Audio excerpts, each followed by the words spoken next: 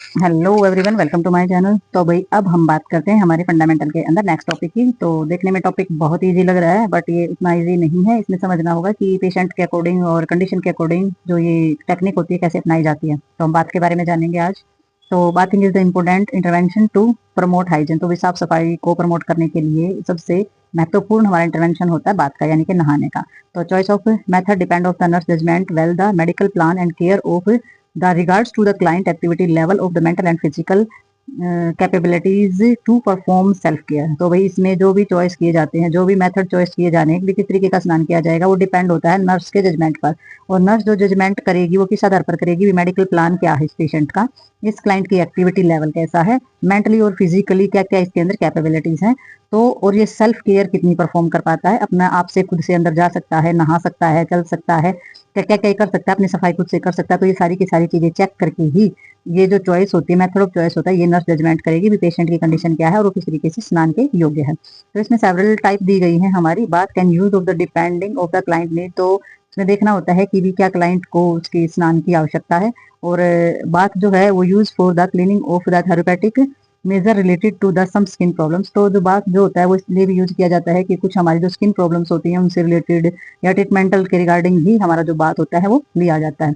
ठीक है, वुंड्स वगैरह को साफ करना, गंदगी वगैरह को साफ करना, बेड शोर से बचाने के लिए तो बहुत सारे हमारे थेरेपेटिक मेजर्स होते हैं जो हमारी सम स्किन प्रॉब्लम्स को दूर करते हैं। तो उसमें भी हमारा बात को जो है यूज किया जाता है। तो नेक्स्ट देखते हैं इसके अंदर हम बात के टाइप देखेंगे हम कि भी साफ सफाई करना, नहाने की जो टाइप होती है कौन कौन सी होती है। तो सबसे पहले हम बेड बात देखेंगे। तो बेड बात जो होता है कंप्लीट बात भी होता है, पैरेटल यानी कि अधूरा बात भी होता है, सेल्फ हेल्प बात की भी आप अपनी जो खुद की सहायता कितनी कर सकते हैं नहाने के टाइम। तो client have the completed bed bath और partial bath in completed bed bath the whole body is the bath out. तो वही इसमें जो हमारे बेड जो हमारा बात होता है वो कई टाइप का हमारा हो सकता है।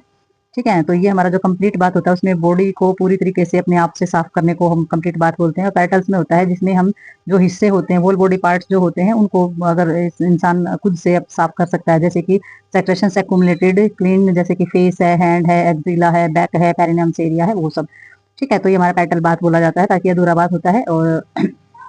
और sometime the name self of the administrated bed bath is use. और कुछ समय पर हमारा जो टर्म होता है, जो सेल्फ बाथ जो होता है वो भी कराया जाता है, उसका जो यूज किया जाता है क्लाइंट को confirm to bed bath in able to bath himself completely of expect from this the back and leg. तो इसमें वही जो ये बात होता है ये अपने आप से किया जाता है और कंप्लीट बात में आता है अपनी बैक और लेग जो है वो जहां तक भी उसका हाथ जाए बैक पे लेग पे, उस तरीके से वो अपनी सफाई कर सकता है। और नर्स जो है प्रोवाइड करेगी सारी की सारी everything bath of the easy rich of the clients. तो क्लाइंट्स को सारी चीजें वहीं पे प्रोवाइड करेगी ताकि वो अच्छे से सारी चीजों को, जैसे साबुन है, वो सब, तो कुछ भी चीज उसको नहाने के लिए जो भी चाहिए तो सारी की सारी चीजें जो है वो वहां पर प्रोवाइड करेगी। ये नर्स का काम होता है।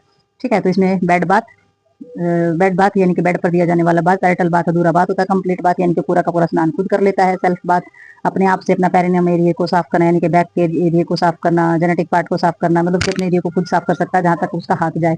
ठीक है, तो इस तरीके से हमारी टाइप होती है क्लीन की। तो उसमें ये टोटली डिपेंड होता है, तो नर्स जजमेंट करेगी, दूसरा पेशेंट की कैपेसिटी पर डिपेंड किया जाता है कि पेशेंट को कितनी नॉलेज है, पेशेंट के हाथ पैर ठीक है और अनकॉन्शियस है, या फिर पेशेंट जो है उस तरीके से मेंटल कंडीशन ठीक नहीं, हाथ पैर ठीक है, तो उस टाइम भी जो उसकी क्लीनिंग और हाइजीनिक चीजों का ध्यान नर्स को ही रखना पड़ता है। तो वही नेक्स्ट इसमें आ जाता है हमारा बाथरूम बाथ, शावर बाथ और टब बाथ। तो बाथरूम बाथ इसमें क्या हो जाता है, in first year most clean where of the bath in bed. तो जो पिछले समय में जो क्लाइंट की जो केयर की जाती थी तो उसमें बेड बाथ कराया जाता था। और emphasis increase of the preventing complications of immobility. और बीमारी और कॉम्प्लिकेशंस की रोकथाम के लिए इस चीज को बढ़ावा दिया गया है कि client now the increase bath out of bed की जो जो कोई भी क्लाइंट है तो उसको अपने बेड से उठ करके जो है बाथरूम में जा करके बात किया जाए। क्यों? क्योंकि इसमें क्या होता है, bathing room client can be the showered bath of the tub bath. तो इसमें क्या होगा, उसमें उसकी एक्टिविटी भी बढ़ती है। ठीक है, तो उसमें जो बाथरूम में जा करके वो शावर ले सकता है या उसमें टब में बात नहा सकता है। तो nurse will standing of the client for the bath in the bathroom should keep the mind of the safety of this. तो इसमें क्या करेगी, जो नर्स है वो वहां पर खड़ी रहेगी, यानी कि ये देखती रहेगी क्लाइंट को किसी भी तरीके की दिक्कत ना हो, उसकी सारी चीजें उसके पास हो, और बाथरूम में सारी की सारी जो सेफ्टी मेजर है वो वहां पर होने चाहिए। ठीक है, तो बाथरूम बाथ, शावर बाथ और टब बाथ, यानी कि पहले के समय में जो है बहुत ज्यादा बेड बाथ होने लगा था, लेकिन फिर ये पेशेंट की जो सारे के सारे कॉम्प्लिकेशंस और जो उसकी इंक्रीज किया गया, तो किस चीज को इंक्रीज किया गया कि बेड आउट बाथ किया करवाया जाए, पेशेंट को बेड बाथ ना कराया जाए। ठीक है, अगर बेड पर भी ही उसको लेटे लेटे ही उसकी सफाई करते रहेंगे तो बेड शोर से उसकी चादरें चेंज करना, सारी की सारी चीजें जो है बेड आउट कराएंगे तो बेड की भी सारी क्लीनिंग, लाइनिंग की भी सारी क्लीनिंग जो है वो अच्छे से हो जाएगी। तो नेक्स्ट देखेंगे इसमें बताया गया कि जब जो भी क्लाइंट होता है तो अगर वो बाथरूम में चाहिए क्या कौन कौन जो जो इक्विपमेंट्स जो है जिस जिस इक्विपमेंट्स की जरूरत होती है जिस जिस डिवाइस की जरूरत होती है क्लाइंट को बाथरूम में जरूरत के हिसाब से वो सारी की सारी वहाँ पर हेल्प पहुंचाई जानी चाहिए। जैसे कि call for the help when the feelings weak and paint, अगर वो बेहोशी की या कमजोरी महसूस करता है तो बाथरूम में इस तरीके की चीजें होनी चाहिए कि वो नर्स को बुला सके। Collect needed item and place them the conveniently, तो इसमें सारी की सारी क्लाइंट का जो भी सामान होता है जो भी जरूरत का सामान होता है वहां उस जगह पर मौजूद होना चाहिए। Bathroom should not locked, but bathroom को लॉक नहीं करना है, but an occupied sign of door will the provide privacy, तो आपने क्या करना है बाथरूम को लॉक नहीं करना है लेकिन बाहर साइन डाल देना है दरवाजे के ऊपर प्रोवाइड प्राइवेसी के लिए डाल देना है कि भाई ये जो है बिजी है या कुछ भी मतलब इस तरीके की चीजें डाल दी जाती हैं। ठीक है, तो इसमें मतलब कि बाथरूम बिजी है या फुल है मतलब कुछ भी इसी तरीके का लिख के डाल दिया जाता है, ये पता चल जाए कोई भी आए तो कि भाई बाथरूम में कोई है, कोई एकदम से दरवाजा ना खोले। तो प्राइवेसी मेंटेन करने के लिए चीजें होती हैं। The client should be protect from chill before during the after bath. ठीक है, तो क्लाइंट को चाहिए कि वो प्रोटेक्टेड फील करे chill before the during after bath, यानी कि नहाने के बाद वो बिल्कुल अच्छे से खुशी महसूस करे। तो इस तरीके का अपने माहौल रखना है। ब्राइडल बाथ के अंदर क्या हो जाता है बैक रब आ जाता है, तो इसमें जो क्लाइंट होता है अपॉन बेड शोर्स वगैरह इसमें देखे जाते हैं must have there back treated to hourly और मोर फ्रीक्वेंटली, तो भाई हर 2 घंटे के बाद इसको ट्रीट किया जाता है, यानी कि बैक जो रब की जाती है, बैक को साबुन और पानी से धोया जाता है कमर को, यानी कि बैक का जितना भी एरिया होता है और फिर उसको सुखाया जाता है, मसाज की जाती है और पाउडर लगाया जाता है। तो पाउडर को जो है वो यूज करना है। लुब्रिकेंट वगैरह जो है वो प्रिवेंशन करते हैं, इन्फेक्शंस वगैरह हो रखा है, स्किन फट रखी है, रूखी सूखी हो रखी है, रफ ओडल हो रखी है, तो वहां पर आप ऑयल का लुब्रिकेंट का इस्तेमाल कर सकते हैं between the hand and the client body, तो हाथ पे लगाओगे और उससे उसकी बॉडी पर मसाज करोगे। और massaging help the increase of the blood circulation, और जब मसाज करते हैं आप पेशेंट के पीठ पर तो उसका जो है ब्लड सर्कुलेशन भी अच्छा होता है। Area and the prevent of the bed shores, जो वो एरिया होता है उसमें बेड शोर्स यानी कि बेड शोर्स या हमारे जो कमर पर अल्सर होते हैं, छाले वगैरह हो जाते हैं या दाने वगैरह हो जाते हैं, फुंसियां वगैरह हो जाती हैं, उनकी भी रोकथाम हो जाती है। ठीक है, पेराटाइल्स बाथ जो है वो बैक रब को बोला जाता है। तो भाई नेक्स्ट देखेंगे इसके, तो अभी हम इसमें देखेंगे आइडल टाइम फॉर बाथ, कि भाई नहाने का जो है वो आइडल टाइम क्या होता है। तो ideal time for bath is the morning before breakfast alone with the morning care give to the client, तो इसने आइडियल बात जो बताया वो बताया सुबह के शाम। ठीक है, बिफोर ब्रेकफास्ट खाने से पहले, alone with the morning care give in the client, जब क्लाइंट को मॉर्निंग की जो केयर दी जाती है उसमें ब्रेकफास्ट से पहले का जो टाइम होता है उसमें जो है स्नान का टाइम सही बताया गया है। It should not be given immediately after the meal so the interfere with the process of the digestion, तो खाने के तुरंत बाद जो है खाने के तुरंत बाद जो है वो बात नहीं कराना चाहिए क्योंकि वो इंटरफेयर करता है, जो हमारा डाइजेशन यानी कि पाचन क्रिया का जो प्रोसेस होता है उसके अंदर इंटरफेयर करता है, पाचन क्रिया हमारी खराब करता है अगर खाने के तुरंत बाद स्नान किया जाता है। तो wait for at least 1 hour after taking a meals, तो 1 घंटा कम से कम खाने के 1 घंटे बाद पेशेंट को बात कराने की सोचनी चाहिए। ठीक है, तो आपने ये जो आइडल जो टाइम होता है ये एक हेल्दी पर्सन के लिए भी यही होता है कि खाने के 1 घंटे बाद कम से कम स्नान करें। ठीक है, तो नेक्स्ट देखते हैं इसके अंदर हम, तो भाई अब हम बात करते हैं बेड बाथ की। बेड बाथ जो होता है क्या है, तो बेड बाथ ये एग्जाम में बहुत ज्यादा बार आता है। बेड बाथ जो होता है means bathing of the client of the confined bed of who does not have a physical and mental capacity itself bathing, तो ऐसे पेशेंट को स्नान कराना जो कि बिल्कुल भी शारीरिक रूप से और मानसिक रूप से एबल नहीं है स्नान करने के लिए, तो ऐसे पेशेंट का जो स्नान कराया जाता है वो हमारा बाथिंग वो हमारा बेड बाथ बोला जाता है। बेड पर ही उसके हाइजीनिक चीजों का ध्यान रखा जाता है। और client need bath bed are those who are in plaster, तो कौन कौन से पेशेंट होते हैं जिनको बेड बाथ दिया जाता है, एक तो किसी को प्लास्टर हो रखा है, हड्डी वगैरह टूट रखी है। ठीक है, तो प्लास्टर कास्ट अगर उसको हो रखा है, ट्रैक्शंस वगैरह अगर उसको लगा रखे हैं, और स्टिक बेड रेस्ट उसको बोल रखा है। पैरालाइज पेशेंट है जिसको लकवा वगैरह की शिकायत हो गई, अनकॉन्शियस बेहोश पेशेंट है, कोमा में है पेशेंट, तो इस तरीके के जो पेशेंट होते हैं अंडरगोन सर्जरी, ठीक है, और उसकी किसी का बहुत बड़ा ऑपरेशन हुआ, तो ऐसे जो पेशेंट होते हैं उनको बेड बाथ दिया जाता है। पर्पज क्या होता है इसका, तो बेड बाथ के उद्देश्य क्या हो जाते हैं, सबसे पहले बेड बाथ का उद्देश्य हो जाता है क्लीन, सबसे पहले बॉडी को क्लीन करना, डर्ट से और बैक्टीरिया से छुटकारा मिलना, यानी कि बॉडी को क्लीन करना ही होता है ताकि बैक्टीरिया और डर्ट जो है साफ हो सके। ठीक है, दूसरा इंक्रीज किया जाता है भी हमारे स्किन का जो एलिमिनेशन है वो अच्छे से उसके, क्योंकि शरीर के ऊपर अगर गंदगी जम जाएगी तो जो हमारे पोर्स हैं बिल्कुल बंद हो जाएंगी। ठीक है, तो स्किन को इस तरीके से साफ किया जाता है कि एलिमिनेशन प्रोसेस जो है कंप्लीट हो सके, और इसमें बेड शोर्स वगैरह की रोकथाम की जा सके, कोई छाले फुंसी किसी भी तरीके की कोई चीज नहीं होगी, और सर्कुलेशन जो है वो स्टिमुलेट जरूर होता है। ठीक है, ब्लड सर्कुलेशन अच्छा होता है और नींद बहुत अच्छी आती है स्नान कराने से, ये भी एक उद्देश्य होता है स्नान कराने का। और इसमें जो क्लाइंट होता है उसको कंफर्ट भी प्रोवाइड कराया जाता है, और इसमें थकावट वगैरह जो होती है वो भी रिलीव होती है, थकावट वगैरह कम हो जाती है, और पेशेंट को जो है वो क्या दिया जाता है, सेंस ऑफ वेलबींग, यानी कि बहुत हंसी खुशी का और अच्छा माहौल जो है वो दिया जाता है। बॉडी टेम्परेचर जो है वो रेगुलेट होता है इसमें, और प्रोवाइड की जाती है एक्टिव पैसिव एक्सरसाइज है वो भी कराई जाती है। तो वो भी ये भी हमारे पर्पज होते हैं। और ऑब्जेक्ट ऑफ सिम्टम, और सारी के सारे जितने भी जो साइन और सिम्टम्स होते हैं बॉडी के फिजिकली और मेंटली, वो भी ऑब्जर्व किए जाते हैं कि पेशेंट को कौन सी प्रॉब्लम है, क्या हो गया है, किस तरीके से ठीक है, कितनी एबिलिटी इसकी बढ़ गई है। तो वो सारी चीजें भी इसके अंदर हमारी आ जाती हैं। और वही give the nurse opportunity of health teaching, और जो नर्स होती है उसको, उसके पास ये बेस्ट अपॉर्चुनिटी होती है कि हेल्थ के बारे में उसको सिखाया जाए, बताया जाए, सारी चीजें समझाई जाए। और establish of the affecting nurse client relationship, तो वही इसमें नर्स और जो हमारा पेशेंट होता है उसके अंदर बहुत ही अच्छा जो है रिलेशन जो है वो भी स्थापित होता है, यानी कि अंडरस्टैंडिंग बढ़ती है, एक दूसरे को अच्छे से समझते हैं। ठीक है, तो ये हमारे पर्पज थे बेड बाथ के। तो नेक्स्ट देखेंगे इसके अंदर हम, सबसे पहले हम देखेंगे नर्स की क्या क्या रिस्पॉन्सिबिलिटी होती है गिविंग बेड बाथ। जब वो बेड बाथ देती है तो क्या क्या जिम्मेदारियां होती है, और प्राइमरी असेसमेंट क्या क्या होता है, किस किस चीज का जो है वो ध्यान में रखती हैं। तो सबसे पहले इसमें क्या करेंगे, चेक करेंगे फिजिशियंस के ऑर्डर के अकॉर्डिंग जो है सारी की सारी स्पेसिफिक जो प्रिकॉशंस बताए गए हैं उसके रिगार्डिंग ही सारी की सारी पोजीशन और मूवमेंट्स जो है क्लाइंट्स की वो चेक करनी है। ठीक है, और क्लाइंट की जो जरूरतें हैं, अगर नहाने की जरूरत है या नहीं है, ये भी असेस करना है।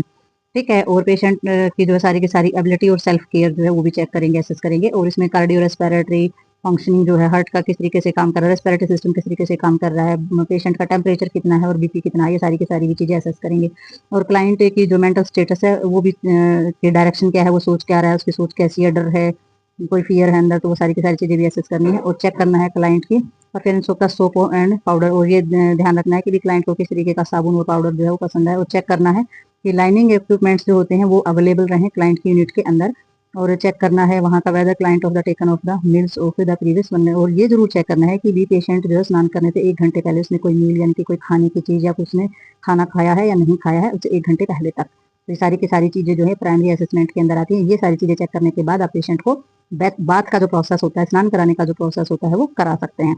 तो नेक्स्ट देखते हैं इसके अंदर हम, तो अभी अब हम बात करेंगे बेबी बाथ की। ठीक है, तो बेबी बाथ यानी कि बच्चे को कैसे स्नान कराया जा रहा है। तो hygienic care of the newborn से vary from hospital to hospital. तो भी इन्होंने बताया है कि हर हॉस्पिटल में बेबी की जो केयर की जाती है हाइजीनिक चीज़ों की, तो वो अलग अलग होती है, हर हॉस्पिटल में एक जैसा नहीं होता है।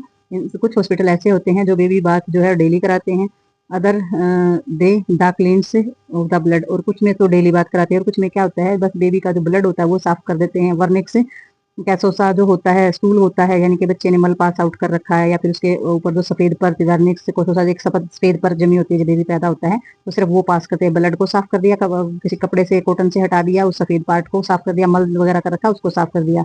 ठीक है, जो कि हम जो baby do not of the first month nor do they respond the goods. तो जो फर्स्ट जो जब बेबी पैदा होता है तो बेबी को किसी भी तरीके की जो है रोंगटे खड़े होना या इस तरीके की कोई भी किसी भी तरीके की चीजें जो है, यानी कि पसीना आना, तो जब पहला मंथ होता है बेबी जब 1 महीने का होता है तो उसे किसी भी तरीके की ऐसी चीजें नहीं होती हैं। ठीक है, ना तो उसके रोंगटे खड़े होते हैं और ना ही उसे किसी तरीके का पसीना आता है। तो न्यू बॉर्न जो टेम्परेचर होता है रेगुलेटिंग मैकेनिज्म आर अंडर, तो इसमें जो न्यू बॉर्न बेबी होता है उसका जो तापमान होता है उसको अच्छी तरीके से रखना बहुत ज्यादा जरूरी होता है। ठीक है, तो कुछ में डेली स्नान करा देते हैं और कुछ में बच्चे को ऐसे ही कॉटन से पोंछ कर रखा जाता है। तो आगे देखते हैं इसमें हम, तो भाई बेबी के लिए जो मेजर होते हैं हमारे उसमें अवॉइड किया जाता है over heating chilling and important, तो बहुत ज्यादा महत्वपूर्ण होता है कि बेबी को ज्यादा गर्मी और ज्यादा ठंड जो है उन सभी चीजों से अवॉइड किया जाता है। नर्स को चाहिए कि वो राइट जजमेंट करे, सिलेक्ट करे क्लोथिंग कि भी उसको किस तरीके के कपड़े पहनाने हैं। The clothing should be according to the environment, और मौसम के हिसाब से उसको कपड़े पहनाने चाहिए। ठीक है, जिस तरीके का टेम्परेचर और गर्मी है सर्दी उस हिसाब से बेबी को कपड़े पहनाने हैं। और environmental temperature 82 hot and develop of the prickly heat and pin had the popular dresses and the faces neck and in place where skin surface are rough। तो अगर इन्होंने बताया है अगर टेम्परेचर जो है बहुत ही इन्वायरमेंट के हिसाब से टेम्परेचर बहुत ही हॉट है यानी कि बहुत ही ज्यादा गर्मी है, तो उसमें क्या हो जाएगा, उसमें डेवलप हो जाएगी गर्मी, डेवलप होगी पिन की तरह, जो गर्म कपड़े हैं वो चुभेंगे, रैसेस वगैरह हो जाएंगे, फेस पर लाल दाने हो जाएंगे, गर्दन पर लाल दाने हो जाएंगे।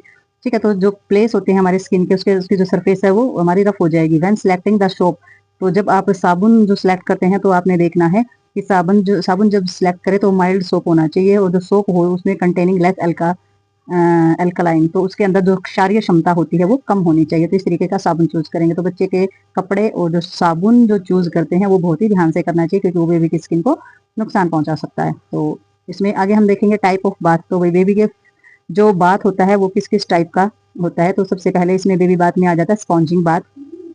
तो स्पॉन्जिंग बाथ जब दिया जाता है किसी भी इन्फेंट को एक्चुअली इल, जब वो सच में बीमार होता है बेबी, तो भी उसको ये ऐसा बाथ दिया जाता है। तो ये जो बाथ होता है bed it self using soft spongy bath, तो एक सॉफ्ट कपड़ा लिया जाता है और उसके साथ बेबी की स्किन को जो है स्किन को पोंछा जाता है, तो वो हमारा स्पॉन्जिंग क्लोथ, स्पॉन्जिंग बाथ बोला जाता है।